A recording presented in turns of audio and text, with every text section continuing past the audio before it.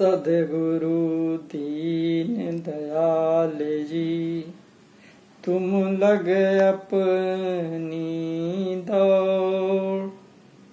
जैसे कागजाज को सूझत कतहूँ न ठोर। बोलिए श्री सद्गुरुदेव की जय। आप समस्त श्रोता बंधुओं को मेरा हार्दिक प्रणाम। ये नया चैप्टर गरुड़ पुराण प्रारंभ किया है, जिसमें एक एपिसोड हो चुका, ये दूसरा एपिसोड है। गरुड़ पुराण का ये 16वां अध्याय है। तो आइए देखते हैं कि गरुड़ पुराण में हम मानव को क्या संदेश दिया है और उस संदेश को आत्मसात करें। कहा अत्र जन्म सहस्त्राणाम सहस्त्रैः अपि कोटिभिः कदाचित लभ्यते जंतुः मानुष्यम पुण्य संचयात। क्या मतलब हुआ कि लाखों बार संसार में विभिन्न योनियों में जन्म लेने के पश्चात यदि पुण्य पुंज रहा तो जीवों को कभी मनुष्य जन्म से लाभ हो जाता है। रामायण में इसी को गोस्वामी जी ने कहा कि कबहूँ ककरी करुणा निधि देही देत ईस बिनु हेतु शने।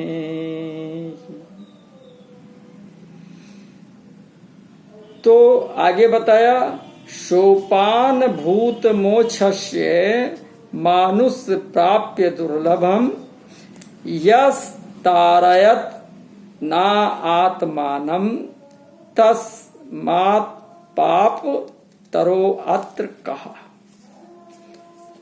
इस प्रकार मोक्ष साधन स्वरूप अप्राप्य मनुष्य योनि को प्राप्त कर अपने तारण का उपाय जो नहीं करता उससे अधिक पापी कौन होगा। अब इसको गोस्वामी जी ने क्या कहा रामायण में, का बड़े भाग्य मानुष तन पावा सुर दुर्लभ सद ग्रंथन गावा।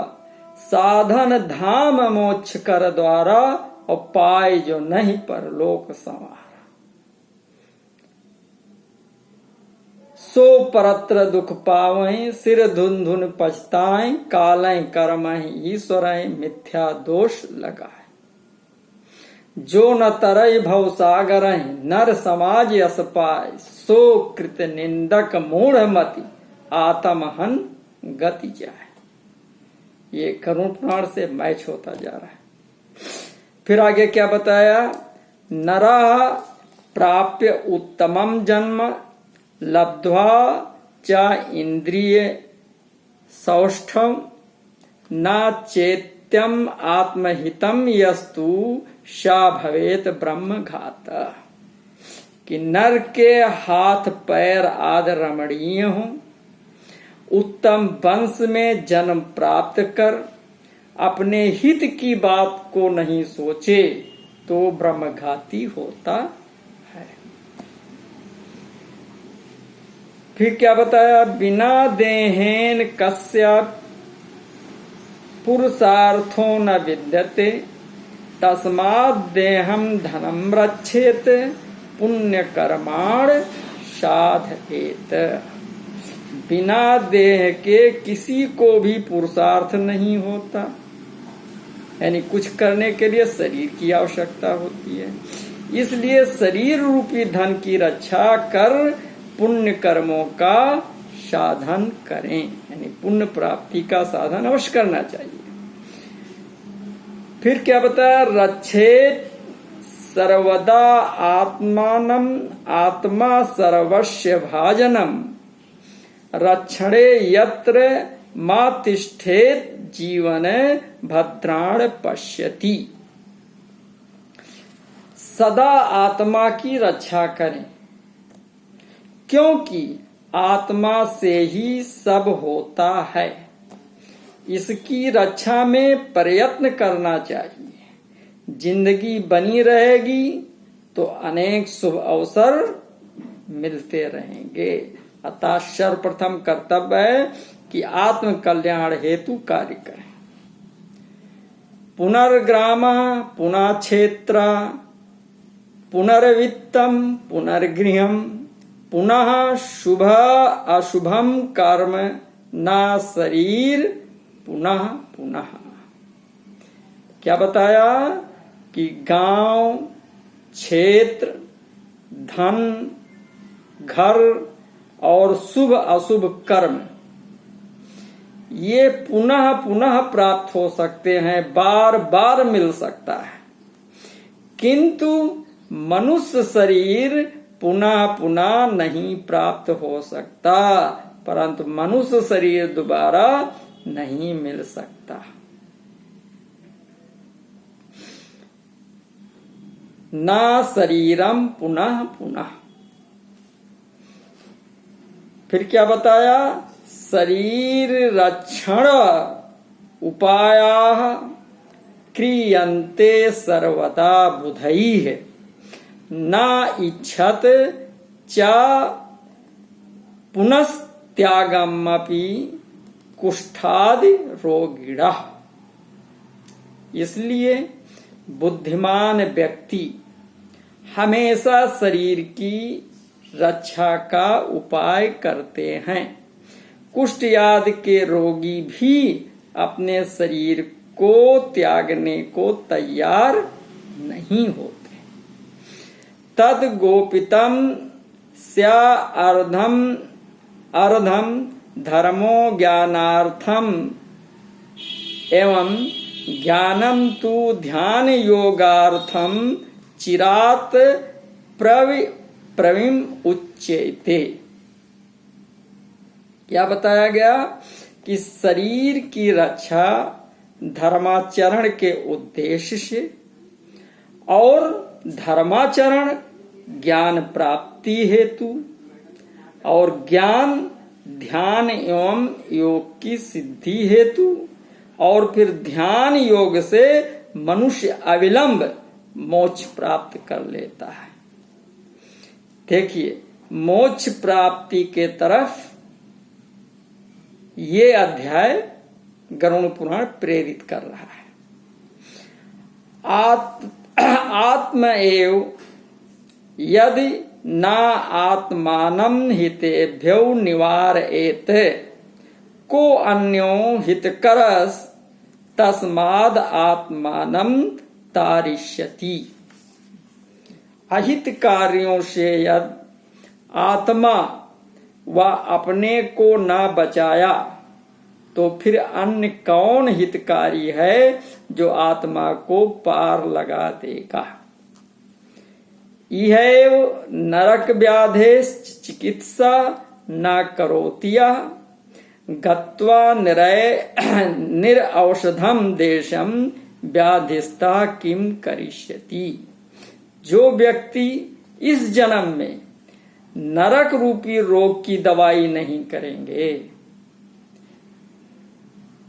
पाए जो नहीं परलोक संवारा, तो पशु आदि योनियों में जाकर नरक व्याधि की दवा क्या करेंगे।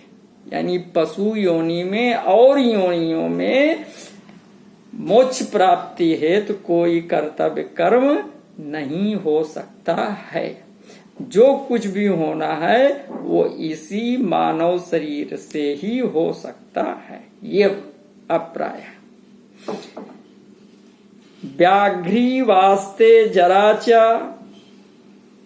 आयु याति भिन्न घटाम्बुवत निघ्रन्ति रिपु रोगात् अस्त अस्माच्छेयम समभ्यश्वेत। क्या बताया गया कि वृद्धावस्था बाघिन के समान है। वृद्धावस्था घेर लेगा तो वो व्याघ्र के समान है, खा लेगा। जो आयु है वो क्या है? भिन्न घटाम्बुवत, आयु फूटे हुए घड़े के समान है। जिस प्रकार घड़े का पानी गिरता है उसी तरह और शत्रुओं की तरह रोग आक्रमण करते हैं। इसलिए मोक्ष देने वाले कर्म करें। तस्माद् मोक्षेया समभ्यश्वेता। इसलिए मोक्ष देने वाले कर्म करें। यानी क्या बताया कि वृद्धावस्था में कोई कर्म नहीं हो पाएगा, और जो आयु है ये इस तरीके से है कि जैसे पूरा घड़ा भर करके रखा गया पानी का और उसमें छेद है, और छेद है तो धीरे धीरे धीरे धीरे पानी बहता चला जाएगा। उसी प्रकार आयु दिन प्रतिदिन, सेकंड पर सेकंड, मिनट पर सेकंड, घंटे, दिन और रात करके व्यतीत होता चला जाता है। और इसको जितना जल्दी संभाल सको उतना ही अच्छा है। किस लिए? मोक्ष कार्य हेतु, यानी मोक्ष प्राप्ति हेतु आप जितना जल्दी से जल्दी कर्तव्य कर सकें वो करना चाहिए। यावन न आश्रते दुखम, यावन न अन्यांत चा आपदा, यावन न इंद्रिय वैकल्पम तावत् श्रेया समभ्यसेत। जब तक दुख अपना घर नहीं करता, जब तक विपत्ति नहीं आती, जब तक इंद्रियों में विकार नहीं होता, इससे पहले ही कर्म का अभ्यास करें, तत्व का अभ्यास करें। क्या गजब की बात बताई। कहा हमें गरुड़ पुराण प्रेरित कर रहा है कि कोई दुख आने से पहले, कोई भी विपत्ति होने से पहले, कोई रोगादि घेर लेने से पहले इंद्रियों में किसी भी प्रकार के विकार, जैसे आंख, कान, मुंह, नाक, त्वचा, मन, बुद्धि, चित्त, अहंकार, हाथ, पैर, तो ये सब जो इंद्रियां हैं, 14 इंद्रियां, तो इन 14 इंद्रियों में कोई रोग ना होने पावे उससे पहले ही। क्योंकि रोग शरीर है तो कुछ ना कुछ तो होगा ही। देह धरे का दंड है, भुगतत है सब कोई। ज्ञानी भुगतत ज्ञान से, अज्ञानी भुगतत रोय। तो बताया कि उससे पहले हमें मोक्ष प्राप्ति का साधन का अभ्यास करना चाहिए, तत्व ज्ञान प्राप्त करने का अभ्यास करना चाहिए, यानी संगत आप करें। ऐसा गरुड़ पुराण, सत्संगत के लिए गरुड़ पुराण प्रेरित कर रहे हैं। फिर क्या बताया? यावत् तिष्ठत् देहो अयम तावत् त्वं समभ्यसेत, संदीप्ते को न भुवने कूपम खनत दुर्मति। घर में आग लगने पर जो कुआं खोदते हैं वे बुद्धिमान नहीं माने जाते हैं, वे बुद्धिमान नहीं होते हैं। यानी जब बिल्कुल सर पर आ जाए तो कुआं जो है उपचार शुरू करें, तो इसको बुद्धिमानी नहीं कहते। ये उस चीज का जवाब है, गरुड़ पुराण उस चीज का जवाब है कि जब किसी से बात करो तो कहते हैं कि अभी तो बहुत उम्र पड़ी हुई है। ये सब वृद्धावस्था का खेल है। वृद्धावस्था आता है तब भगवान के शरण में जाओ, तब गुरु के शरण में जाओ, तब मोक्ष प्राप्ति का साधन करो। अभी तो जिंदगी, अभी जिंदगी का मौज उठाओ। लेकिन गरुड़ पुराण कहते हैं कि नहीं, वो हमें प्रेरित कर रहे हैं कि जिस समय कोई भी रोग आपके पास व्यापक ना हो पावे, किसी प्रकार का दुख जब तक ना आवे, इंद्रियां हमारी शिथिल ना होने पावे, यानी सब स्वस्थ हो, उसी समय मोक्ष प्राप्ति का साधन करना चाहिए। और जो वृद्धा अवस्था आ जाने पर जब कुछ नहीं कर सकते, तब उस समय वो अगर मोक्ष प्राप्ति का साधन करने का काम करेंगे तो उनसे नहीं हो पाएगा। ऐसा करना बुद्धिमानी नहीं है। फिर क्या बताया? कालो न ज्ञायते नाना कार्य संसार संभवई, सुखम दुखम जनोहंत न वेत्ति हितम आत्मना। शरीर में बुढ़ापा आने से पहले अनेक कर्मों से संसार में बीतने वाले कल का ज्ञान नहीं होता। ये बहुत ही आश्चर्य की बात है। प्राणी अपने हित रूपी सुख दुख को नहीं पहचानते। कल क्या होगा बुढ़ापा आ जाने पर पता नहीं। उसी को कहा गया सामान 100 बरस की, पल की खबर नहीं। शरीर तो 100 बरस के लिए बनाया गया, लेकिन पल में क्या हो जाए कुछ कहा नहीं जा सकता। इसलिए गरुड़ पुराण हमको प्रेरित कर रहे हैं कि बुढ़ापे में कोई कर्म नहीं हो पाएगा। कल क्या होने वाला इसका ज्ञान बुढ़ापे में नहीं हो पाएगा। और ये सब जानते हुए भी प्राणी अपने हित के लिए क्या सुख है, किसमें दुख है, इसको नहीं पहचान पाता। इससे बड़ी विडंबना क्या होगी। जाता नार्तान मृतापद ग्रस्तान दृष्टवा चा दुखितान, लोको मोह सुराम पीत्वा ना बिभेति कदाचन। क्या बताया कि संसार में जीवों के उत्पन्न होते हुए रोगों आदि से दुखी होते हुए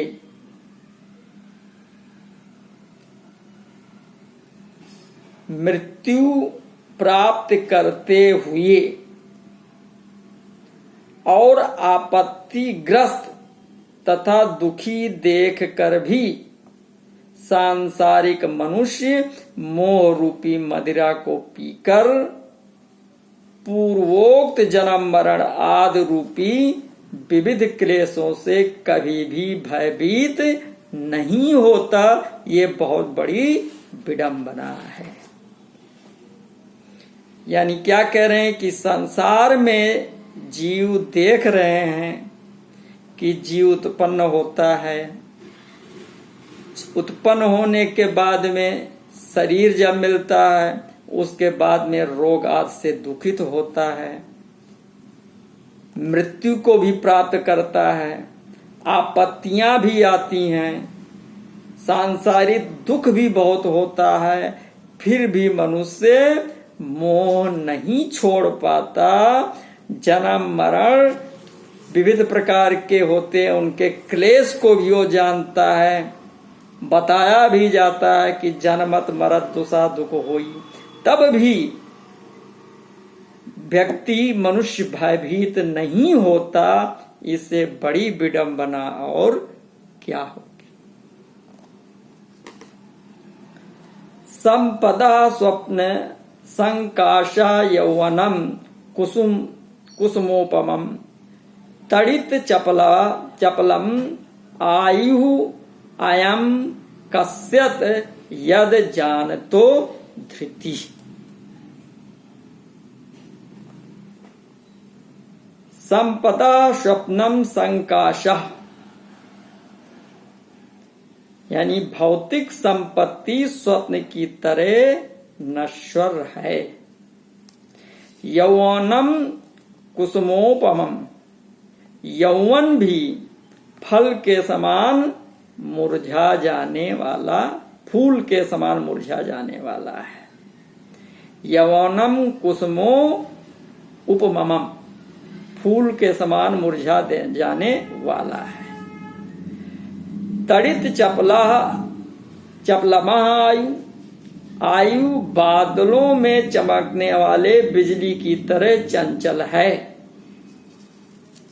अयम कस्यत यद जानतो धृति, ये सब ज्ञात होते हुए भी मनुष्य को कैसे धैर्य हो सकता है, ये विडंबना है।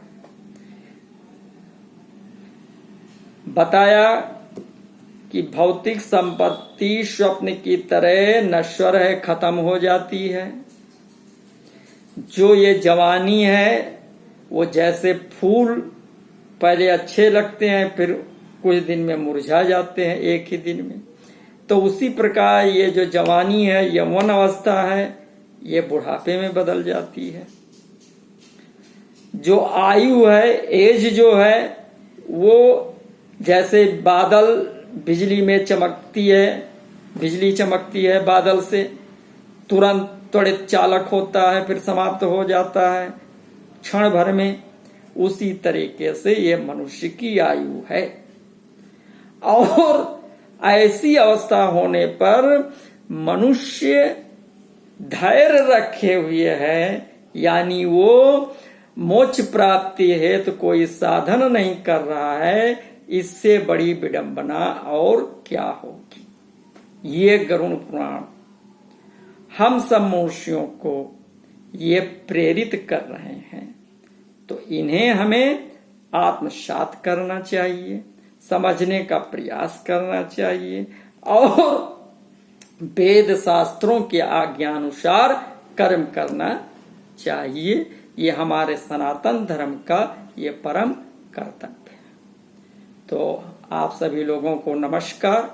कृपया आप लोग इस वीडियो को पूरा का पूरा देखें और लाइक, शेयर, कमेंट्स करें और लोगों को